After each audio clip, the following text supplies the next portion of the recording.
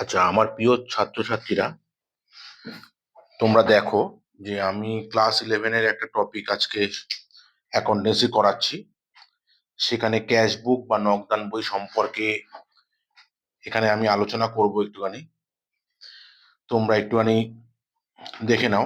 Cash বুক বা নগদান বই তোমাদের ক্লাস 11-এর সেকেন্ড সেমিস্টারে খুব ইম্পর্টেন্ট একটা চ্যাপ্টার, অ্যাকাউন্টেন্সি বই সাবজেক্টটা।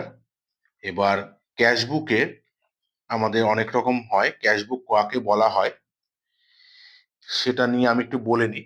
ক্যাশ বুক বলা হয় হচ্ছে আমরা যে ক্যাশ বুক গুলো করব, সেই ক্যাশ বুকের আমরা যে প্রথমে আমরা বলে নিই ক্যাশ বুক কাকে বলে। যে হিসাবের বইতে যাবতীয় নগদ লেনদেনগুলি তারিখের ক্রমানুসারে লিপিবদ্ধ করা হয়, তাকে আমরা নগদান বই বলতে পারি। এবার নগদান বইয়ের অনেক রকম ভাগ আছে। সেই ভাগগুলো ধরলাম, 1 নম্বর single column, SINGLE, single column cash book, cash book যেখানে কি কি কলাম থাকে: cash column, cash column or bank column.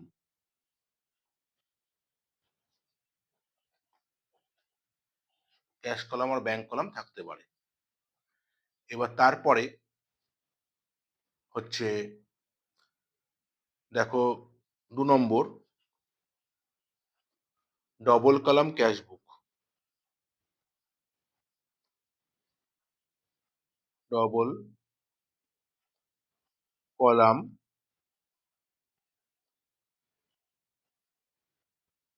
Cash book. Double column cash বুকের আন্ডারে কি কি থাকতে পারে: cash and bank column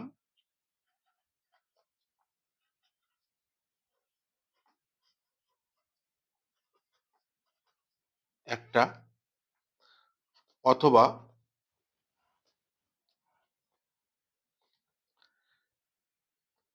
cash and discount column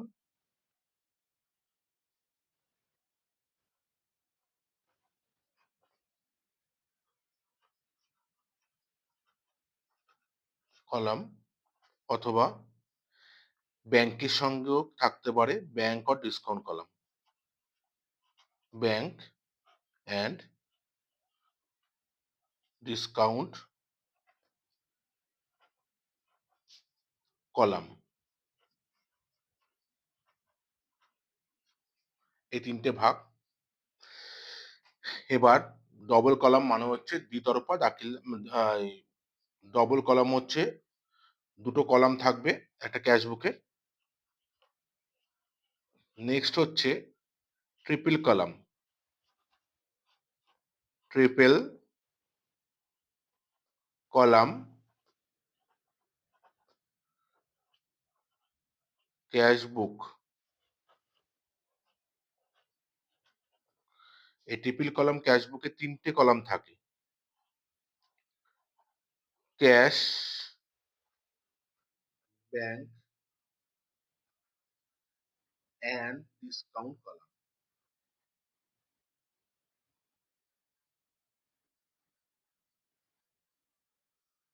column, cash, bank আর ডিসকাউন্ট কলাম। আচ্ছা, হলো। এবার 3টে কলাম হলো, তার 2টো ক্যাশ আর ব্যাংক থাকলে আমরা বলছি সিঙ্গেল কলাম, যে কোনো একটা কলাম করতে হয়। ডবল কলামের ক্ষেত্রে আহ, হতে হতে পারে কি ক্যাশ কলাম এবং ব্যাংক কলাম দুটো থাকতে পারে, ক্যাশের সঙ্গে ডিসকাউন্ট আর ব্যাংকের সঙ্গে ডিসকাউন্ট কলাম থাকতে পারে। এবার ট্রিপল কলামের ক্ষেত্রে 3টেই কলাম থাকে: ক্যাশ, ব্যাংক এবং ডিসকাউন্ট। কিন্তু আমাদের সিলেবাস অনুযায়ী, ওয়েস্ট বেঙ্গল বোর্ডের সিলেবাস অনুযায়ী, কাউন্সিলের, আমাদের এই ট্রিপল কলামটা দরকার নেই। আমরা করবো হচ্ছে সিঙ্গেল কলাম এবং ডবল কলাম। এবার সিঙ্গেল কলাম এবং ডবল কলামের ক্ষেত্রে আমাদের যে দাগটা কাটতে হয়, একটা দাগ কাটছি, দেখো। প্রথমে লিখতে হবে ইন দা বুকস অফ,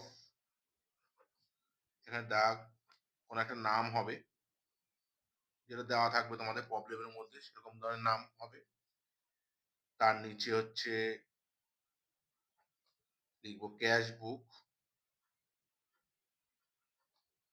আমরা ডবল কলাম দেখাচ্ছি, ডবল কলাম দেখালে সিঙ্গেল কলাম তোমরা বুঝতে পারবে। ডবল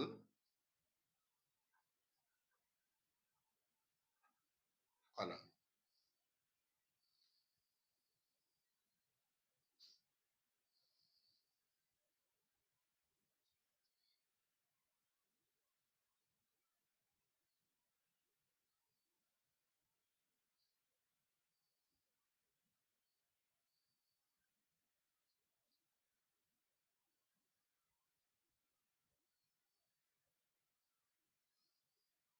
এটা ডেবিট সাইড, এদিকটা হচ্ছে ক্রেডিট সাইড। এরপরে ডেবিট সাইড দেখো, এরপরে যেটা লিখতে হয় এখানে হচ্ছে ডেট, এটা পার্টিকুলার্স,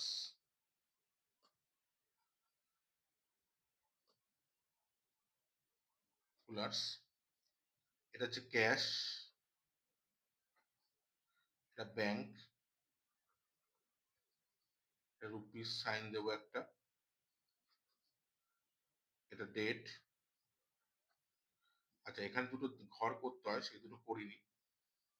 একটা হচ্ছে এলএফ, এটা ভাউচার নাম্বার, এখানেও সেম ভাবে দুটো ঘর করতে হয় শুরু করে, সেটা হচ্ছে LF VN means voucher number, এখানে হচ্ছে পার্টিকুলার্স, এটা ক্যাশ, এটা ব্যাংক রুপিস সাইন। আচ্ছা, এটা হচ্ছে ডবল কলাম ক্যাশ বুকের, আমরা যেটা বলেছিলাম এখানে ক্যাশ বুকের ক্যাশ এবং ব্যাংক কলাম মিলিয়ে, তাহলে এটা কি হলো date particulars ledger folio voucher number, cash bank date particulars ledger folio voucher number. এবার হচ্ছে প্রশ্ন, আমরা কোন দিকে কোনটা লিখবো। এন্ট্রিগুলোতে আমরা আগেও জানি যে যা কিছু জমা হয় খরচগুলো আমরা এই সাইডে লিখবো। কোথায় লিখবো? এই সাইডে সব রকম খরচগুলোকে আমরা লিখবো, নগদান যে খরচগুলো হয় সেগুলো আমরা এই সাইডে লিখবো, আর যেগুলো জমা সেই জমাগুলো আমরা লিখবো হচ্ছে ডেবিট সাইডে। এবার যেটা আসি ডবল কলাম ক্যাশ বুকের ক্ষেত্রে, আর সিঙ্গেল কলাম হলে একটা করে কলাম থাকবে, শুধু অ্যামাউন্ট, এই দুটো কলাম বাদ চলে যাবে, শুধু লিখবো অ্যামাউন্ট রুপিস লিখবো, তারই হবে। এটা হয়ে গেল আমাদের ফরম্যাট। ফরম্যাটের পরে যেটা আসবো সেটা হচ্ছে ডবল কলামের ক্ষেত্রে সবথেকে গুরুত্বপূর্ণ জিনিস কন্ট্রা এন্ট্রি সিস্টেম বা বিপরীত দাখিলা পদ্ধতি। কন্ট্রা এন্ট্রি সিস্টেম বা বিপরীত দাখিলা পদ্ধতি, তাহলে আমরা হচ্ছে কন্ট্রা এন্ট্রি সিস্টেম,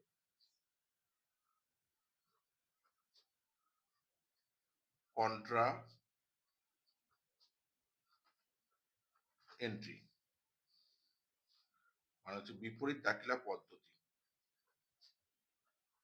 বিপরীত দাখিলা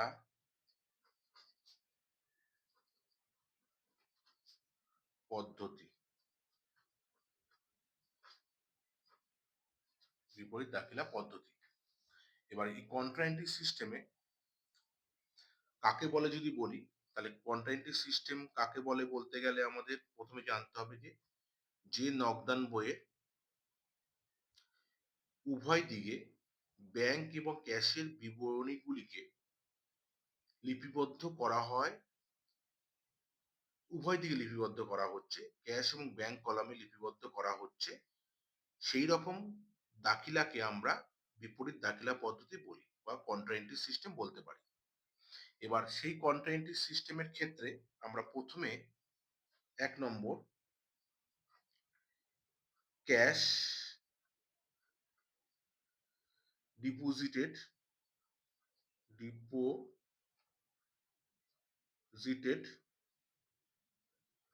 into bank, cash deposited into bank. এটার ক্ষেত্রে যদি থাকে তাহলে আমরা জার্নালটা কি করতে পারি, এটার ক্ষেত্রে জার্নালটা হবে ক্যাশটা কোথায় যাচ্ছে, ব্যাংকে যাচ্ছে, তাহলে bank account debit, bank account debit to cash account. এবার bank account debit to cash account আমার ক্যাশ বুকের তাহলে কোন দিকে লেখা হবে এটা আমি দেখাচ্ছি, তার আগে আরেকটা করে নিই। 2 নম্বর, cash withdrew from bank, withdrew from bank.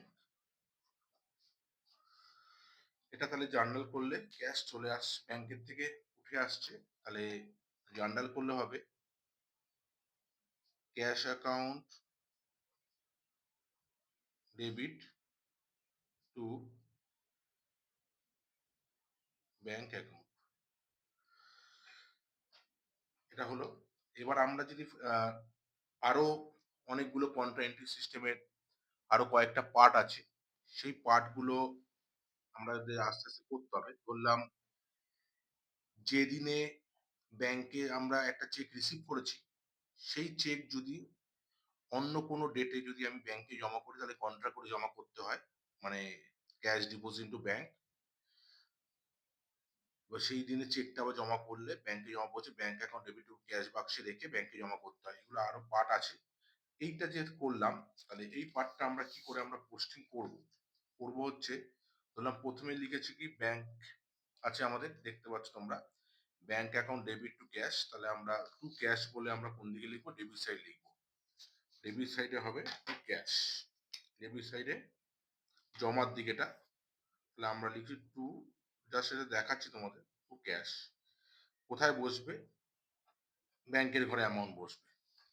আবার এই যে খরচের দিক, খরচের দিকে লিখবো হচ্ছে বাই ব্যাংক অ্যাকাউন্ট, অ্যামাউন্ট বসবে কোথায়, ক্যাশে বসবে। আবার সেম ভাবে ক্যাশ যদি উইথড্র করে নিই, আর এখানে এলএফ এর ঘরে তোমার সি দিয়ে ডিনোট করতে হবে, তাহলে কোনটা বোঝা গেল। আর একটা কি হবে, আর একটা হচ্ছে যদি উইথড্র করে নিই উল্টো হবে, বাই ক্যাশ, সি দিয়ে লিখলাম, ব্যাংকের ঘরে অ্যামাউন্ট বসবে, আর ডেবিট সাইডে হবে টু ব্যাংক, কোনটা লিখলাম, আর ক্যাশের ঘরে অ্যামাউন্ট বসবে। এটা হচ্ছে বোথ সাইড দেখানো হলো। আর একটা যেটা জিনিস আছে সেটা হচ্ছে বলে রাখি, যে ঘটনা ঘটতে পারে সেটা হচ্ছে 3 নম্বর যদি বলি আমরা, 3 নম্বরে cheque received, received from mister Rahul, rupees 2000। Dated কত হবে, ডেটেড ধরলাম 2/11/2024। ঠিক আছে, এটা চেক পেয়েছি। এবার পরেরটা রয়েছে mister Rahul cheque deposited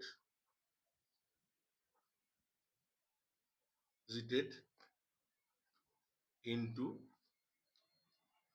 bank. Dated কত ধরলাম 3/11/24।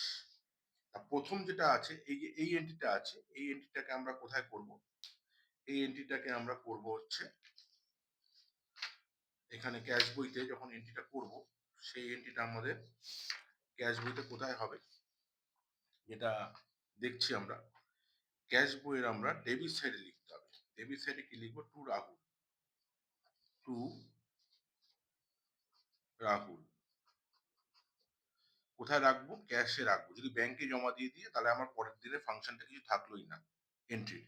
তাই জন্য ওই দিনকে বলেছে আমরা ক্যাশ বইতে রাখলাম, পরের দিনে কন্ট্রা করে জমা দেবো, মানে বাই, এর তারিখটা হচ্ছে ২ তারিখ বলেছিল, ২/১১/২৪ এইভাবে লিখতে পারি ডেট। আর জমা করবো কন্ট্রা করে, মানে হচ্ছে বাই ব্যাংক, এখানে ২০০০ টাকা, ব্যাংক লিখে এখানে ক্যাশে ২০০০ টাকা সি করব। আর ৩ তারিখ টু ক্যাশ লিখবো, ব্যাংকে জমা হলো। আলটিমেটলি দেখো ক্যাশ বুকের এখানেও লিখলাম ডেবিট সাইডে আর ক্রেডিট সাইড দুটোই ক্যাশ কেটে গেল আর ব্যাংকে গিয়ে আলটিমেটলি জমা হয়ে গেল। এটা একটা কন্ট্রা হতে পারে এরকম ধরনের, বা আরো কন্ট্রা হতে পারে। একদিনে তো তোমাদের সম্ভব নয় আলোচনা করা। পরে আবার নেক্সট ভিডিওতে চেষ্টা করব যে পরবর্তী সময় যদি কোনো জটিলতা থাকে ক্যাশ বইয়ে সেগুলো নিয়ে, জটিল জিনিসগুলোকে নিয়ে আলোচনা করব।